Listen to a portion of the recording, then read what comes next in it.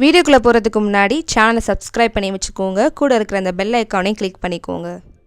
இன்றைக்கி நம்ம வீடியோவில் பார்த்தீங்கன்னா லஞ்ச் பாக்ஸ் ரெசிபி தான் பார்க்க போகிறோம். அதுக்கு பார்த்தீங்கன்னா லெமன் ரைஸும் அது கூட முட்டை வறுவலும் செஞ்சுருக்கேன்.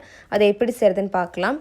இப்போ நான் ஒரு கடாயில் பார்த்தீங்கன்னா 2 டேபிள் ஸ்பூன் அளவுக்கு எண்ணெய் ஊற்றிருக்கேன். எண்ணெய் நல்லா ஹீட் ஆகட்டும். இப்போ எண்ணெய் நல்லா ஹீட் ஆயிடுச்சு. இப்போ நான் இதில் 1 ஸ்பூன் கடுகு உளுந்து ஆட் பண்ணியிருக்கேன். கடுகு உளுந்து நல்லா பொரியட்டும். கடுகு நல்லா பொரிஞ்சிருச்சு. இப்போ நான் இது கூட கடலைப்பருப்பு ஆட் பண்ணிக்கிறேன். 1 ஸ்பூன் அளவுக்கு கடலைப்பருப்பு ஆட் பண்ணிக்கோங்க.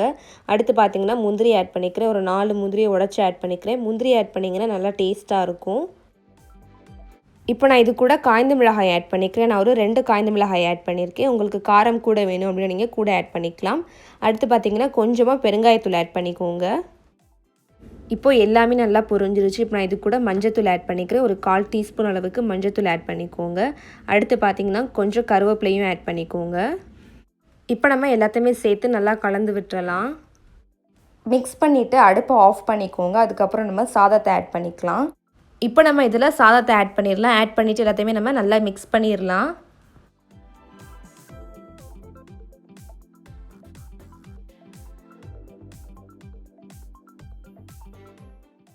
இப்போ நான் இது கூட லெமன் ஆட் பண்ணிக்க போகிறேன். நான் ஒரு மீடியம் சைஸ் ஒரு லெமன் எடுத்து பிழிஞ்சிருக்கேன். அதிலே பார்த்தீங்கன்னா உப்பு கொஞ்சம் தேவையான அளவு மிக்ஸ் பண்ணிக்கிட்டேன். நீங்கள் ஒரு வேளை சாதத்தில் உப்பு போட்டு வடிக்கலை அப்படின்னா இதில் வந்து கூடவே உப்பு போட்டுக்கோங்க. நான் பார்த்தீங்கன்னா சாதத்தில் உப்பு போட்டு வடிச்சிருக்கனால இதில் கொஞ்சம் கம்மியாக தான் உப்பு போட்டிருக்கேன். இப்போ நம்ம லெமனோட சேர்த்து சாதத்தை நல்லா மிக்ஸ் பண்ணிடலாம்.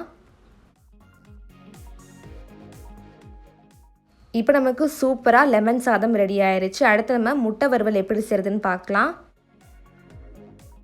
நான் 2 முட்டையை தண்ணியில் போட்டு வேக வச்சுருக்கேன். முட்டை ஓடல் உங்களுக்கு வெடிப்பு இருக்கிற மாதிரி இருக்கும். அந்த மாதிரி இருந்துச்சு அப்படின்னா நமக்கு முட்டை வெந்துருச்சுன்னு அர்த்தம். அதுக்கப்புறம் நீங்கள் முட்டையை எடுத்துருங்க. இப்போ நான் ஒரு பிளேட்டில் பார்த்தீங்கன்னா 1/2 ஸ்பூன் மிளகாய்த்தூள், 1/4 ஸ்பூன் மஞ்சத்தூள், 1/4 ஸ்பூன் மிளகுத்தூள் ஆட் பண்ணியிருக்கேன். அது கூட தேவையான அளவு உப்பு ஆட் பண்ணிக்கிறேன். அடுத்து இதில் கொஞ்சமாக தண்ணி ஆட் பண்ணி இதை நல்லா மிக்ஸ் பண்ணிக்கலாம் நம்ம. இப்போ நான் ஒரு பேன் எடுத்திருக்கேன். அதில் பார்த்தீங்கன்னா 1 ஸ்பூன் அளவுக்கு எண்ணெய் ஊற்றிருக்கேன்.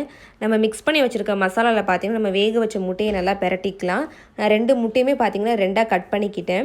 முட்டை ஓடில் வெடிப்பு வந்த பிறகு எடுத்துருங்க. எடுத்துகிட்டு முட்டை ஓடு எல்லாத்தையுமே எடுத்துகிட்டு இந்த மாதிரி 2ஆக கட் பண்ணிக்கோங்க. கட் பண்ணிவிட்டு இந்த மாதிரி மிக்ஸ் பண்ணி வச்சுருக்க மசாலாவை நல்லா பிரட்டிட்டு நம்ம எண்ணெயில் போட்டுடலாம். எண்ணெயில் போட்டு நம்ம நல்லா ஃப்ரை பண்ணிக்கலாம்.